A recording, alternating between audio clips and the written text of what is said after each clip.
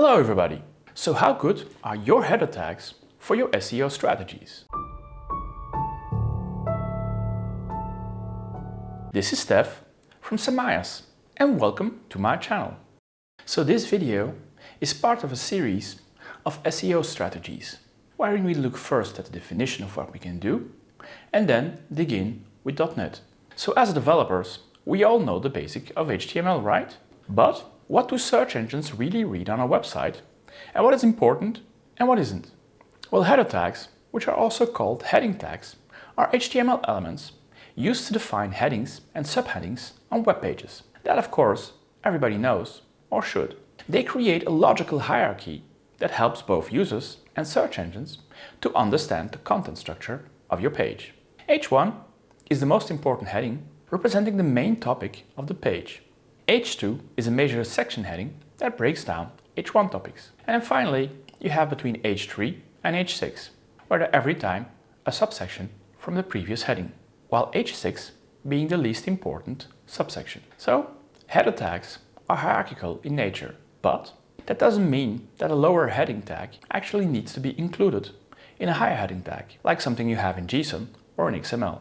Here, that's not the case. Most websites, in general, only use between H1 and H3, where H4 might be occasionally used. Pages containing H5 and H6 are rare, because such deep hierarchical structures are quite uncommon.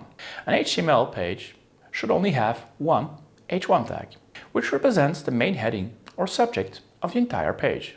The H1 is the root from which all other heading nodes branch out in your document structure. On some pages, the H1 is exactly the same thing as a title, and that's not a good practice. As always, never duplicate content, nor on the same page, nor between pages. Your H1 and title should both exist, but they do serve a different purpose and should be using different wordings. In your H1 tag, you should include your primary keywords and use natural language. Search engines use the H1 to try to understand what your page is all about. And of course, with AI around the corner, this becomes even more important. Now, of course, you can have a multitude of H2 to H6, and those can of course be intermixed between levels. Now, hierarchical-wise, never skip any level. Always maintain the proper hierarchy without skipping it. You start with H1 and then you go down to H2 and then you go down to H3, etc. So never jump directly from H1 to H3 or from H2 to H4, etc. Here we have a good example. We go from H1 to H2.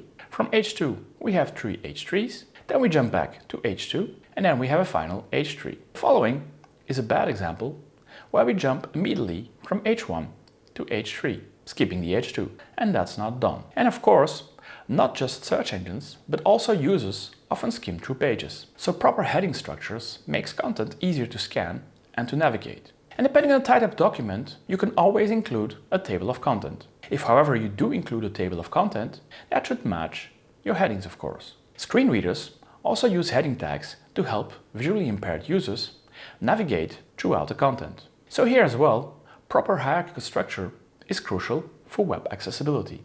And in some countries, that might even be a legal requirement. So here are some best practices. You should place the H2 tags regularly throughout your content to let the text breathe and improve scannability.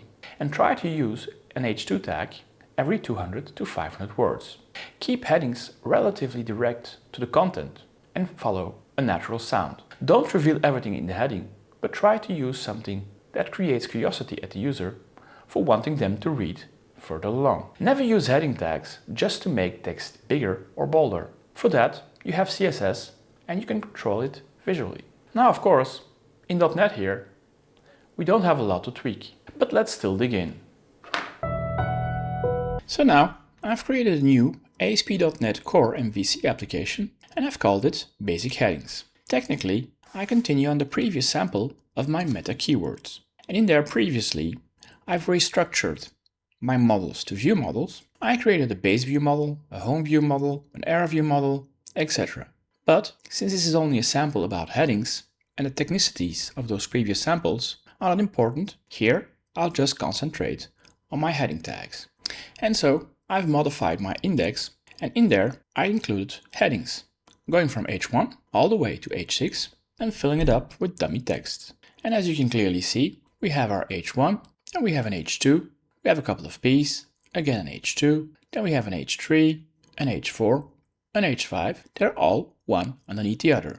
And then finally we have an H6, and then back to an H5, etc. all the way until an H3 in the end. So if we give this a little run, as you can see, we have a very simple page with different headings. Of course, those headings are centralized now, and if you want to tweak those headings, depending on your site, you use CSS to align, to put the size, the font, and etc. for your headings that you want. From a .NET perspective, there's nothing special here. Now it's up to you to integrate your headings into your projects and HTML files. If you guys enjoy this content, please give it a thumbs up, subscribe to this channel and hit the bell sign. Or leave a comment down below.